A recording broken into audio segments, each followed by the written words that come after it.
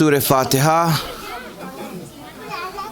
Please recite Surah Fatiha for the Shuhada of Islam and the Marhumin of tonight's sponsors of Iftar. Surah Al-Fatiha.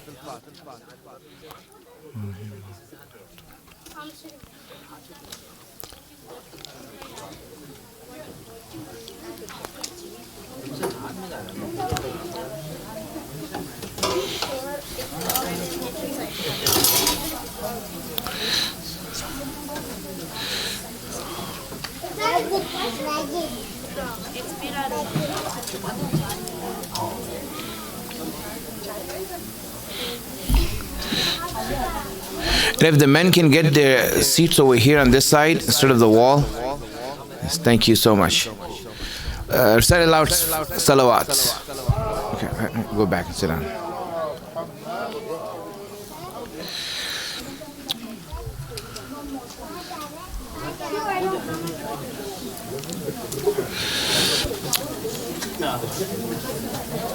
Now, before we start, just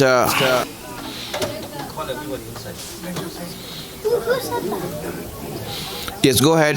If you all can. Shh.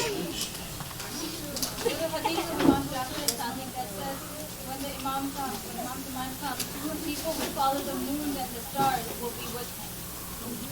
Is that a true message? When the Imam will come back, and after the initial resistance from the enemies and kuffar, and after they have been defeated, then everyone in the world, every nation in the world will fall like dominoes. They will fall in front of him and submit to him. And no one after that will be able to resist him or to even stand up against him. So that is something that we see, it's in the hadith. So if it says that yes, everyone is going to follow him, eventually everyone will recognize that, not the initial. At the initial there's going to be resistance. The planning of Taghut, the planning of the superpowers is to build themselves up to such a strength that they want to give them the resistance that the Imam can, and they think that they can stop him. You can hear the radio show host in the daytime speaking about Imam Mahdi all the time, and they are very clear in the chambers and in their secret meetings that we have to do whatever we can to stop the Mahdi from coming, because that will be our downfall. We always hear about Imam Mahdi coming with a sword and a horse, like those are the pictures we see. How is he going to use those tools in this case? No, it's not a sword and a horse, right?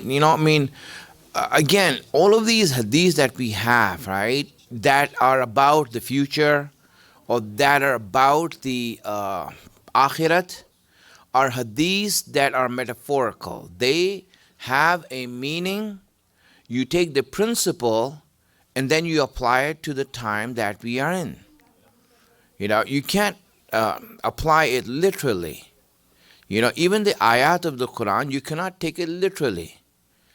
The ayat that says, those who are blind here will be blind in the hereafter. So, too bad for blind people, right? They're not going to get any reprieve.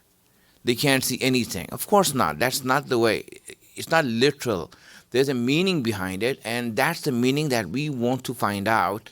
And we need to recognize it through the time and age that we are living in. It is said that when the Imam will come back, that the earth will divulge all its secrets to the Imam.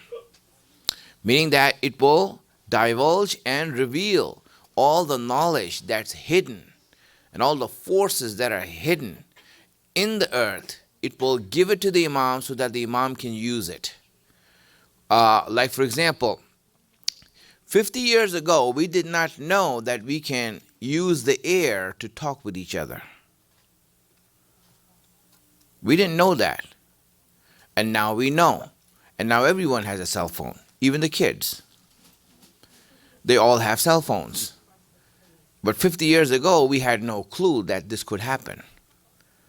But it did happen. It was a force that was there, but it only took us time to bridle it, to put reins on it, and to utilize it for our benefit. So, just like that, there are many forces that we don't know that exist. And it says that the earth will divulge all the secrets to the Imam. Where, when you hear the hadith, for example, that the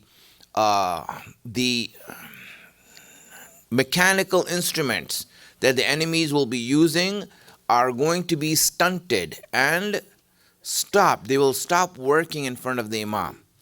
So obviously he's not doing magic. It's just a virus. Yes. Could you clarify the rules that the Imam Mahdi and Prophet Isa are going to have? Okay, he's saying that, would you clarify the roles that Imam Mahdi and Hazrat Isa have when they come back here? You know, there's a verse in the Bible, which speaks about the two lines that have been separated, right? And eventually they're going to come and meet together, right? And there is that concept that we also have of the sons of Ibrahim, Ishaq and Ismail, being separated, and their lineage being separated, and eventually these two lines are going to come and meet each other, right? And that meeting will happen in the time of our Imam. Isa being the last of the line of Ishaq, and Imam Mahdi being the last of the line of Ismail. And they will come together, and both of them Allah took away from this world, right? Made unseen for us, so they're not known and not seen for us. So these two have been kept apart so that the world can now come together in their one banner when these two are going to come and meet. So in short, why did Allah keep Hazrat Isa away and Imam Mahdi away? Well, first, they're not ready neither for Isa nor Imam Mahdi, first of all. We're not ready. Hazrat Isa was there, they tried to kill him. Imam Mahdi was there, and obviously everyone wants to kill him. Right? So there's no place for them here. Until the people of the world can raise themselves up and come to a point where they can actually defend and stand with the Imam, then Allah is going to send them back. But when they will come back, you will see that there's going to be a huge union, because the people who do follow Isa, they are going to come with Isa, and they are going to come with him. And when he comes and joins the Imam, then they will also join the Imam, and there will be one army of God. Yes. Yeah, I have a question regarding your speech. You said this word is not the place for reward or punishment, right? But we always hear from the member that or from others, let's say if you give to charity or you give, sadaqah, you get like reward and this word and this and that. So would you elaborate on that, please? Okay, very good. You see, again, when Allah speaks about sawab and when Allah speaks about adhab, these are things that Allah gives, but the least amount of sawab for any good deed that you do. Here's the thing, the least amount of sawab for any good deed that you do is more than all the wealth of the world put together. If you put all the wealth of the world together, it does not equal to the least reward that Allah gives for the least action. And azab is the same way.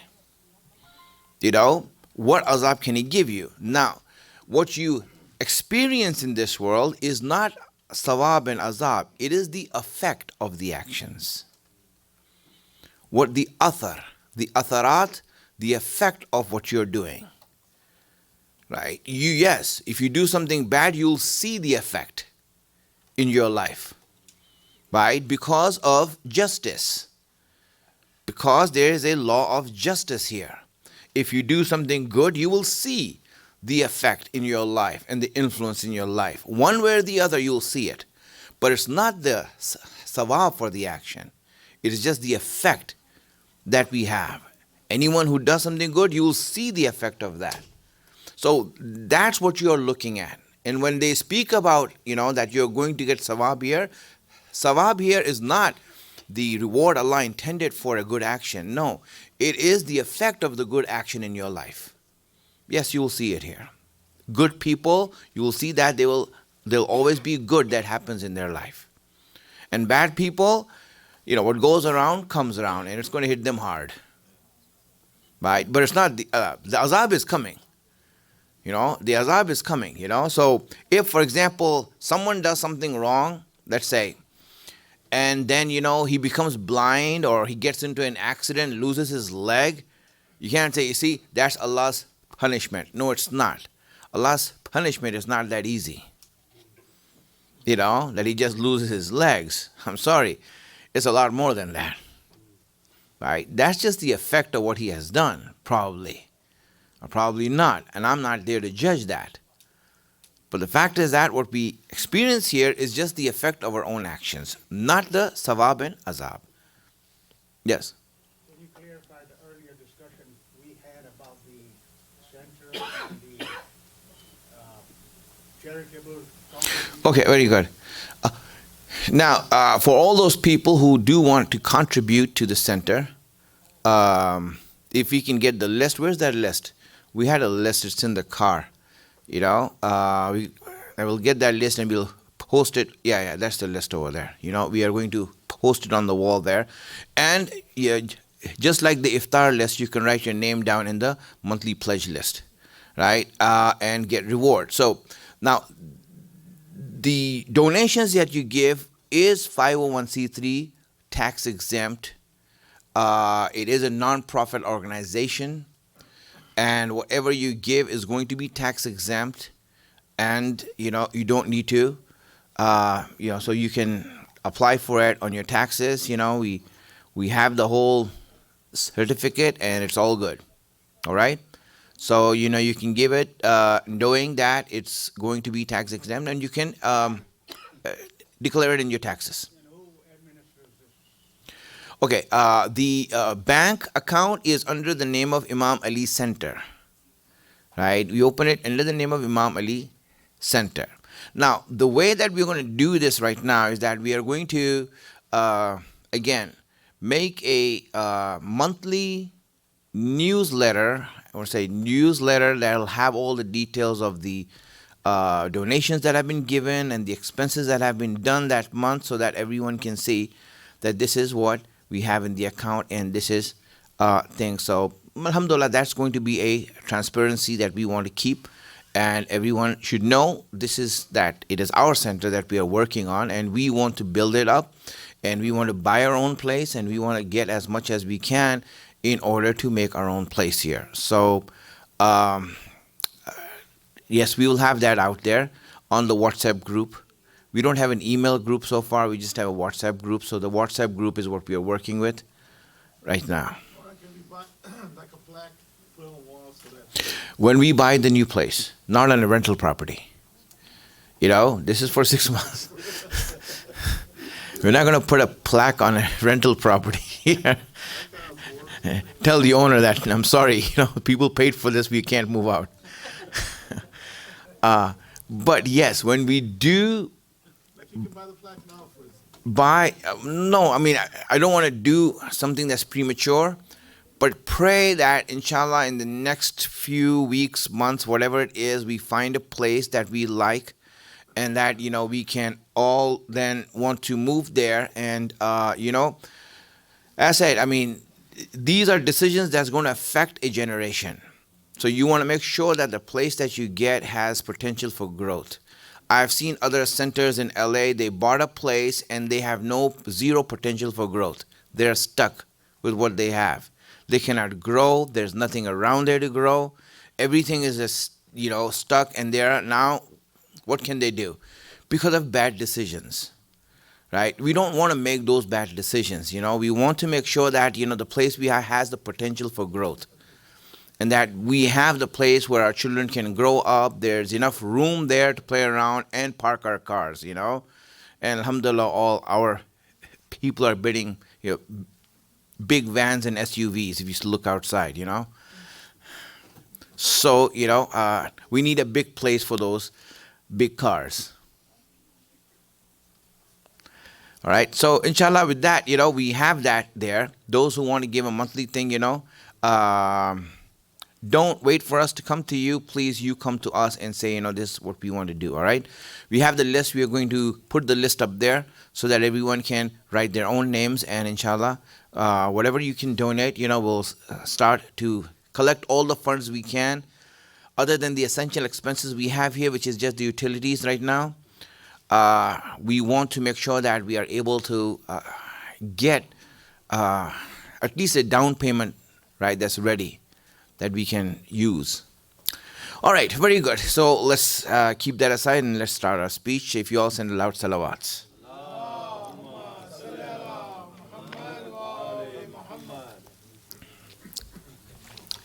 So when we are speaking about the width of life, what it means is the capacity that we have to use the blessings of Allah.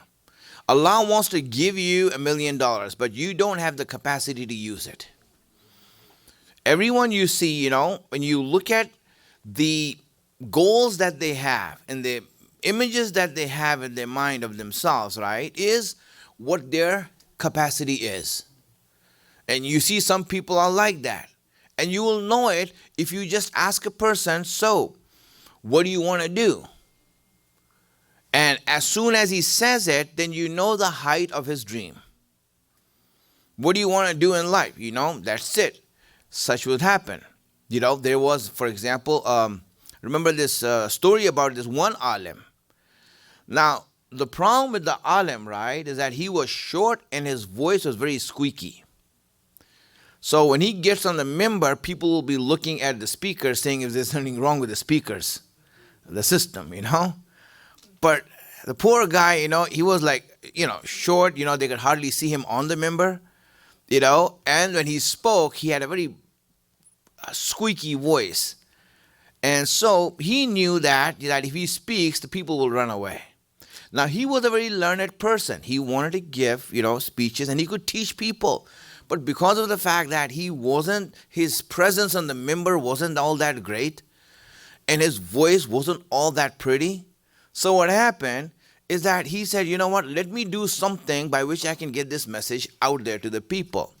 So as he was one day went out to get some halal meat, he saw the butcher, a young guy, a butcher. He was big, 6 foot, muscular, and he had a very deep voice. He looked at that butcher and said, you know what? Do you like your job? And he says, no, not if I can help it. He says, I'll offer you a job. You don't have to do much. You just have to sit and say what I say.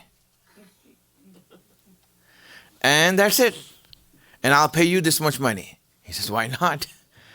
It beats being at the butcher shop. So he went and then, he put the Imam and Abba on him, made him look like an alim. And then, he made an announcement to the people, this big Ayatollah has come from far away and utilized his knowledge and all these things. And people started inviting him, to speeches and majalis. And he would go there and he would tell him what to say, and this butcher would say it. And everyone was so impressed with his knowledge and what he said because he was like, strong and he had a deep voice and it was, very attractive. So people started learning and his name grew. His popularity grew. And the local king heard about this, that there's someone here in the kingdom who is becoming known as a great scholar. So the king said, good, I want to meet him. So he sent an invitation to, the butcher, aka the alim, to come. So now the alim who was there, he was like a little bit scared, that he might be exposed in front of the king. So he went along with him. So now the king met them, and now the king asked them, so where are you from? Where do you learn? So the alim would reply for him. I said, oh, he learned in this house, he learned under these scholars, and he learned under this and all these things. And the king was like, why don't you let him talk to you? I want to hear it from him. And now he got scared, right? I mean, how is he going to say things in this? So now what happened is that he took the butcher and he said, you know what? I want to talk to him alone. I want to talk to him alone. He says, all right. And so, now the alim is outside in the waiting room, fidgety, nervous, doesn't know what's going to happen.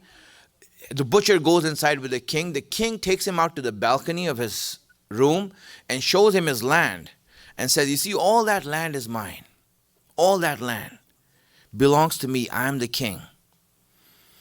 And I want you to tell me, what should I do with this land? What should I do with this land? And he just looks at this land and says, we can have a great slaughtering house here.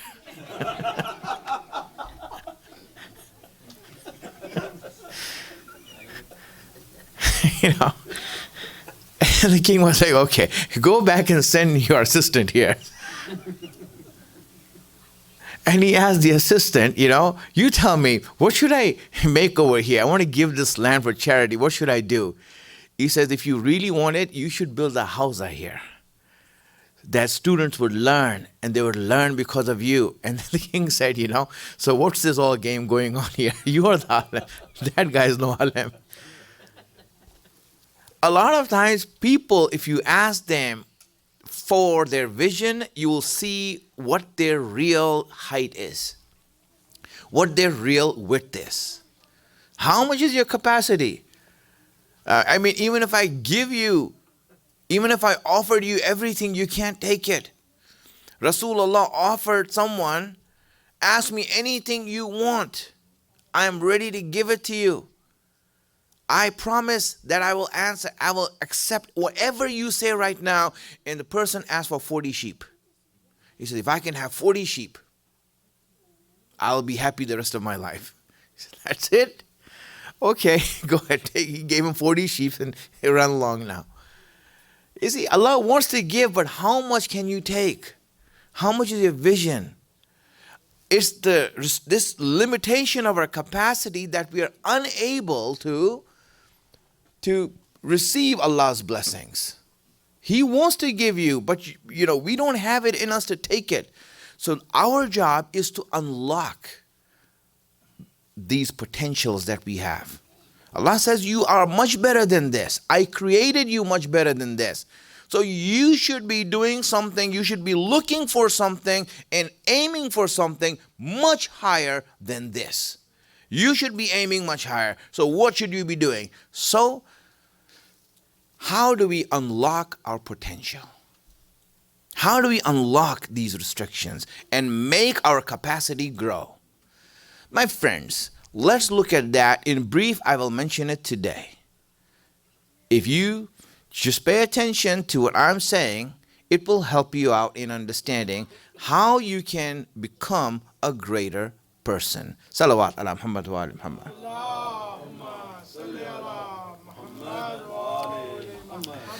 When you look at restrictions, limitations, handicaps, there are two types of limitations that we all have, right? There are two types of limitations that we all have. The first limitation is in our creation, in our structure, is a physical limitation that we have. We are limited physically. I mean, I might want to fast for 24 hours, but you know what? A time will come when I physically cannot do that. I can't do it. Why? Why is this word can't coming in my vocabulary? Because of my physical limitation. I want to jump from the building down and fly in the air. Don't try it at home because it doesn't work. What happens is that you're going to fall and that's it. So what happens? Why can't you fly? It's your limitation. Why can't you jump that high? It's a limitation. Where does this limitation come from? From our physical self. Physically, I'm limited. I can say I want to eat a cow, but can I? I can't even finish the steak, let alone the cow. Why can't I? Because I am physically limited. I can't do that. So do you all agree you have a physical limitation? That we are not Superman. Even Superman has limitation. It's called Krypton. Donald Trump also has a limitation. It's called knowledge. And when we actually look at it, we see that we are limited. In so many ways we are limited in how things we do. So as we are looking at ourselves, this physical limitation is in everyone to an extent. That's why, for example, you give awards and records to people who can stretch this limitation as far as you can. For example, the fastest runner, or you have, for example, the highest jumper or the longest jumper, right? Awards are for those who stretch the limitation. You don't have the awards for the opposite of that, the slowest runner. It's no one who gives awards for that. Why? Because that's not a stretch. That's not something great. Greatness is when you increase this limit more than anyone else. You understand that? So that's a limitation we all have. That's one type of limitation. Now we have another limitation. This limitation is not physical. No, we can do it. We can do it. But what is stopping us? What is limiting us? What is stopping us from doing it? The law. The legal system. Right? I mean, can you avoid paying taxes? Well, yes, you can. Yes, you can. I mean, you can avoid paying taxes. You have the complete ability to avoid paying taxes. You go to jail, but still, you can say, I have never paid my taxes. You end up in jail. Okay, so why are you paying your taxes? Because it's the law. It's the law. It's not a physical limitation. I am not physically unable to do this. No, I'm able to do it, but the reason I don't do it is because it's the law. It's a legal law. Why can't I just go out and slap someone in the face? Can I do that? Well, yes, I can do it, But then, I will be arrested. There'll be a case on me. So what happens? This is a limitation now. So why are you limiting me? There's a law there. You can't do it. The law that you can't do it. This is another type of limitation we have. It's not a physical limitation. It is a legal limitation. In the first type of limitation in Islam, in Arabic, is known as takween. The second type of limitation is known as tashri'.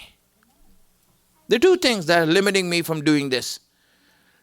But the tashri'i limitation, the legal limitation that I have, is not something I cannot do.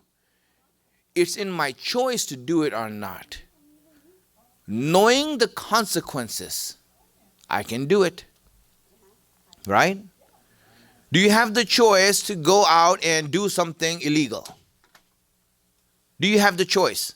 Yes, you have the choice.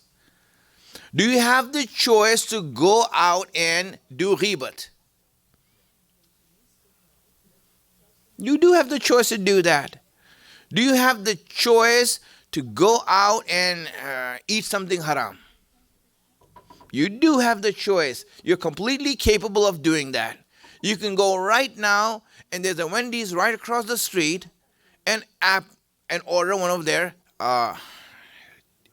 triple patty burgers, right? Now, obviously, you have to buy your own health insurance, but when you actually buy it and eat it, you can do that.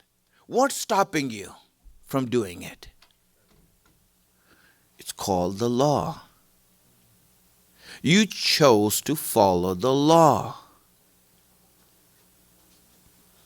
Hence, it's a limitation. It is a limitation, right? For example, I can't eat sugar because the doctor said it's bad. I can't eat bacon because Maulana said it's bad. And I heard that between the doctor and Maulana, everything is haram. If you take half the things the doctor made haram, half the things the Maulana made haram, and so nothing is halal for me, right? But such is the case. Doctor is letting you know what is your physical limitation. Maulana is letting you know what is your legal limitation.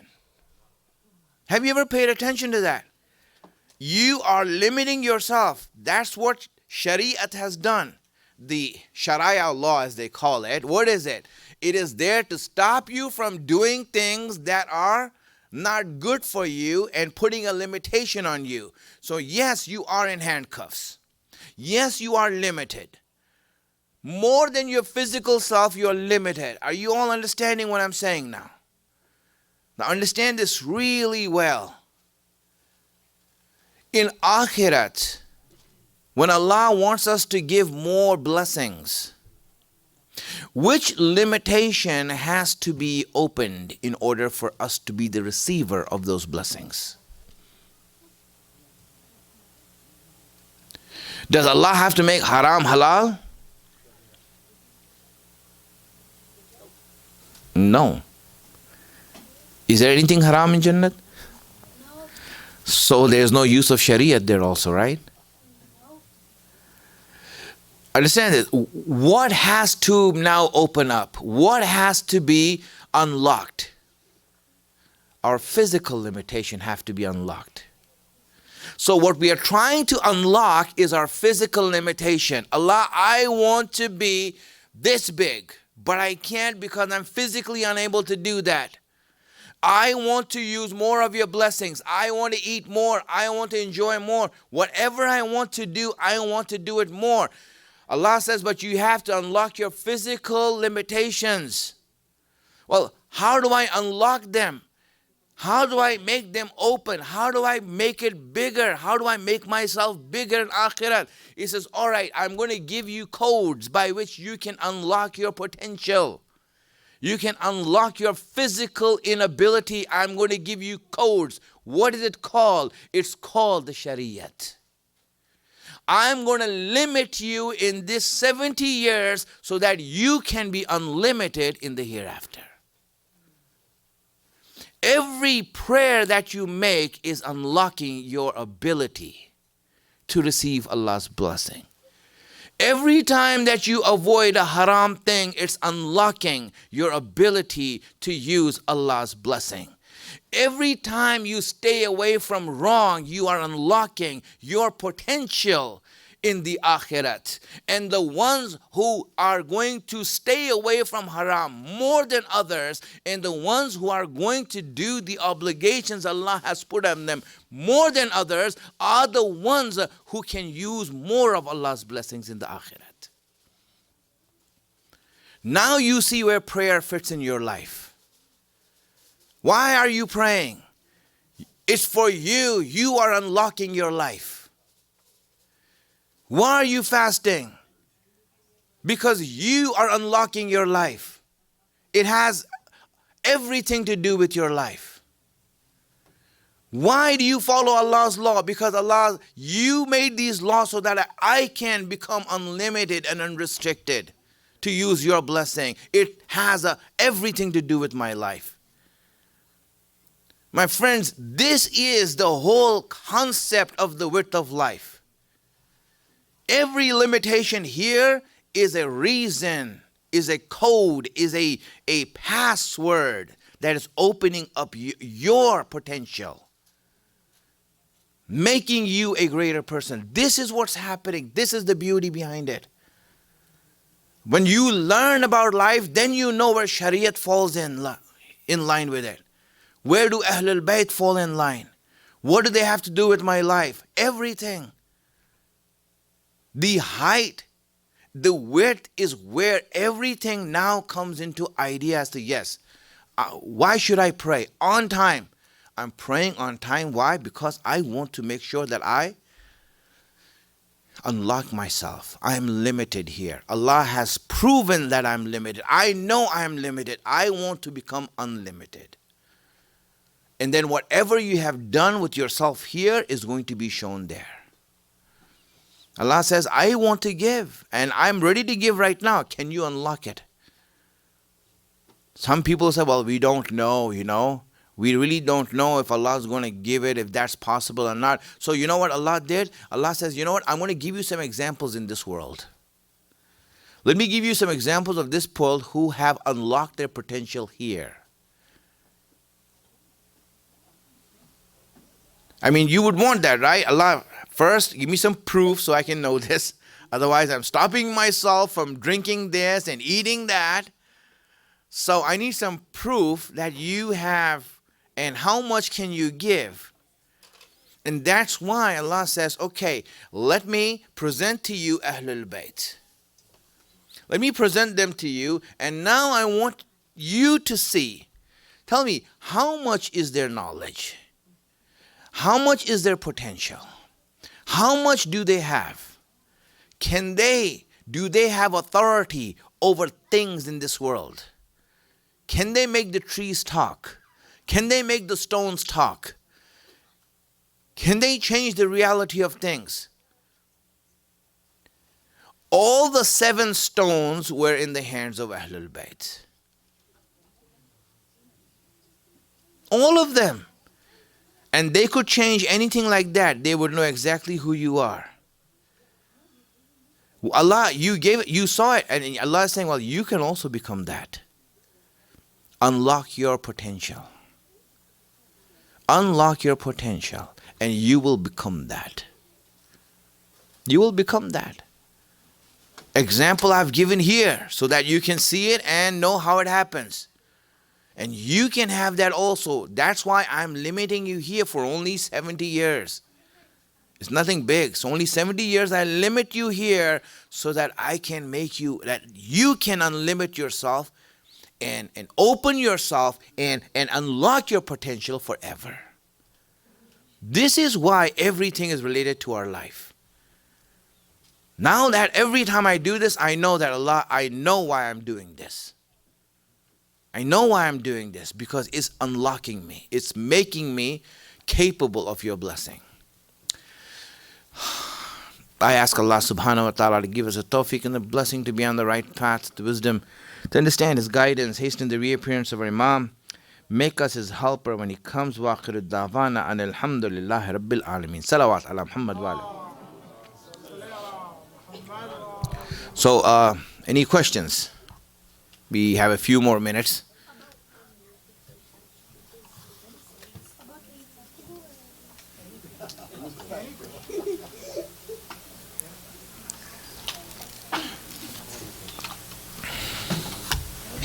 You know, based on that last question, um, you know, many have said when you catch a cold, it's past when you sin. So how does that relate? Well, like for example, here's the thing, right? There are certain things, you know, like he's asking, like for example, if you get sick, a moment when he gets sick, he pays for his sins. Okay, the sin that you have done has created a lock on yourself, incapability. Now, it is Allah's mercy that He said that when a mu'min gets sick, right, that Allah will take out the effect of that sin from him, so that the crutch that that sin has caused is going to go away. It is Allah's blessing. Whenever a mu'min gets sick, he should not be afraid. He knows that those sins that I've done that are hurting me and my capability are being unlocked through this sickness that I have. And so it happens like that. Yes. The unlimited potential in the hereafter, I think, isn't it also possible to get it here in some form, like Salman Farsi, he was able to light the fire with his feet. Yes. Yes, you can. That's why Allah gives those examples here of people who have reached, a point of unlocking their potential of receiving Allah's blessings. That's why, for example, in Irfan, you hear about people who are able to travel the land in moments, without any effort. Well, the reason is because they are unlocking their potential here, and Allah wants to show them as an example so others can see that, yes, it is something that is real and it's possible. Because skepticism can come. People can become skeptical. Why? Allah can't do that, because why? We'll become like Allah then. Please, you will not, no one will ever become like Allah. Please. He's the one who's giving. You're the one who's getting. No. They don't even understand that. How can that be, He's saying that he's like Allah. Nothing can be like Allah. Laysa lahu kamithlihi shay. Nothing can be like him. Why? Because he's the one who gives. Everyone else receives. And then that's the difference, We are nothing if Allah doesn't give. So when Imam Khomeini called the Azan and called to set that mission over there, that's where he unlocked his potential. Yes, for example, like the mission you're talking about, right? Tabas, you all should go and read about this, right? When there were hostages in Iran and all these things were happening, there was no system there or anything was going on there. So what happened is that Jimmy Carter, the president at that time, right, he sent out a mission to go there. He sent out a mission to go there and rescue those hostages, right? The mission went out there, and and this is like the modern aircrafts they're using to go and get these people. And all of a sudden, right, a sandstorm came and just brought down all the planes. A sandstorm. And then there was only one plane that was working. All the soldiers got on that one plane and they ran back. And they escaped on that one plane, And then what happened is that, that morning Imam Khomeini was told that this attempt happened of these people, and they came there and, only one plane was going back. So he recited Surah Fil, right? He says, Alam tara kayfa fa'ala rabbuka bi ashabil fil. Have you seen how Allah deals with Ashab Fil? Exactly as it happened there. And he was brought down like that, and it's his history. So you see that people have knowledge. Allah has unlocked their potential to know, right? Why? Because we are, everything that we do in Shariat is unlocking our potential. We don't see it here. We don't feel it here. It's Akhirat where we'll actually feel it, because that's where Allah really wants to give His blessings to His creation. All right, very good. So inshallah we will end it here, and tomorrow We have 2 more days of speeches, I guess. Tuesday will be just the last night. We will get together and give the fitrah and get the place ready for the Eid prayer. That's going to be on Wednesday, right? I hear a lot of people talking about, not our people, but it always happens, that the Ahl Sunnah, there are some of them who are saying it's on Tuesday, but they have been saying it for the last 4 years. And I can tell you their Eid for the next 10 years is already written down. So they have lost hope in moon sighting and the Shariat and all of that. It's to just make the calendar up and everyone follows it. It doesn't matter. $10. It's $10. Fitra is going to be $10. All right. Then inshallah, you all will be there, and we are very thankful for all of you that who have come out so often, and alhamdulillah, and have made this a great place, where we can meet every day, and everyone's seeing each other every day.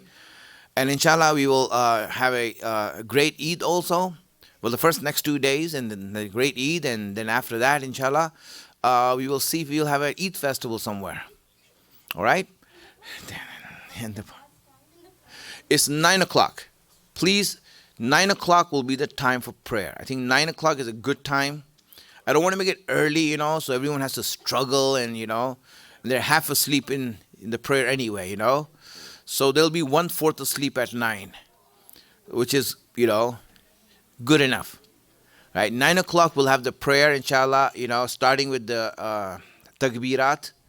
We'll do the takbirat, and then inshallah we'll have the prayer, and then inshallah we will, have some snacks and things that the ladies are making, and some men, and inshallah, that's it. Any other questions? Are we all straight? Yes. Free books? Free Viva. Free? Viva. From Fortnite. Oh, okay. You wish. But no. All right. So inshallah we'll end with ziyarat. Salam.